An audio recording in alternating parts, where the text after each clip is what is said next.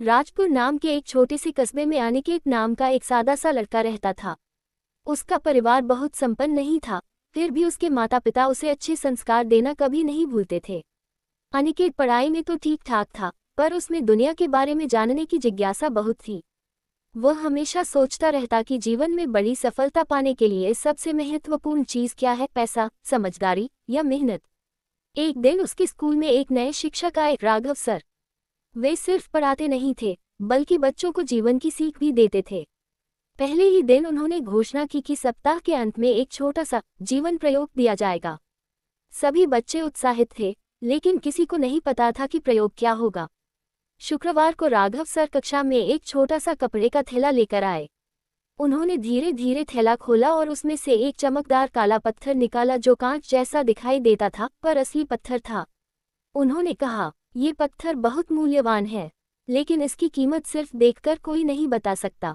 मैं इसे तुम्हें दूंगा और तुम्हें इसे बेचना है, पर ध्यान रखना, इसे बेचना नहीं है, सिर्फ इसकी कीमत पूछनी है और जवाब लिखकर लाना है। कक्षा में हलचल मच गई। बच्चों को ये काम दिलचस्प भी लगा और मुश्किल भी। राघव सर ने पत्थर अनिकेत को थमाया और कहा, तुम सभी की ओर से यही प्रयोग करोगे। याद रखना, पत्थर नहीं बेचना, सिर्फ उसकी कीमत पूछनी है। अनिकेत ने पत्थर को ध्यान से देखा। वह सुंदर था, पर उसे शक था कि इसकी कोई खास कीमत होगी भी या नहीं। अगले दिन सुबह सुबह अनिकेत पत्थर लेकर बाजार पहुंचा। सड़कों पर चहल पहल थी। वह सबसे पहले एक सब्जी बेचने वाली आंटी के पास गया और पत्थर दिखाकर पूछा, आंटी, इसका कितने का दोगी?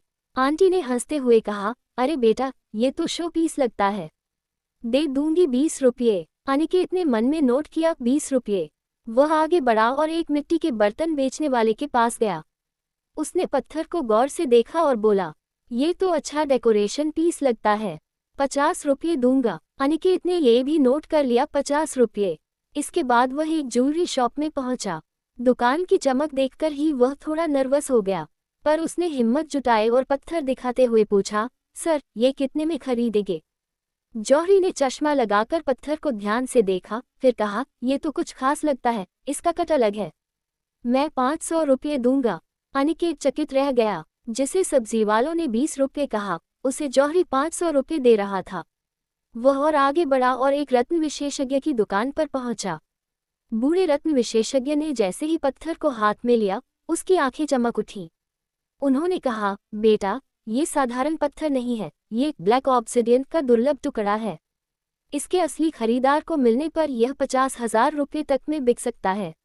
अनिकेत को आसानी से विश्वास नहीं हुआ, फिर भी उसने उनकी बात नोट कर ली। शाम को वापस घर पहुंचकर उसने अपने सभी अनुभव लिखे और अगले दिन स्कूल ले आया। कक्षा में सभी उत्सुक थे। राघव सर ने मुस्कुराते हुए कहा, चलो अनिकेत, बताओ तुम्हें क्या मिला।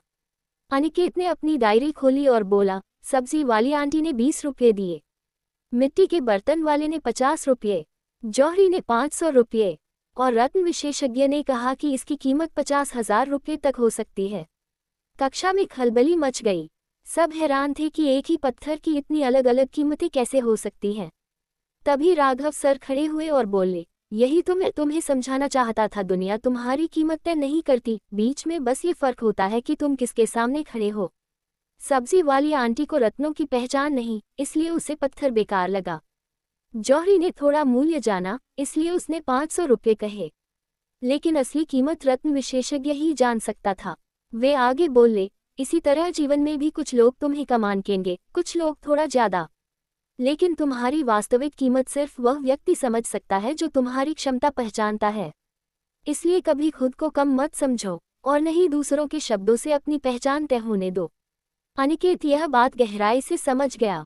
उस दिन के बाद वह हर काम आत्मविश्वास के साथ करने लगा। वह न केवल पढ़ाई में बेहतर हुआ, बल्कि स्कूल के सबसे जिम्मेदार और ईमानदार बच्चों में गिना जाने लगा।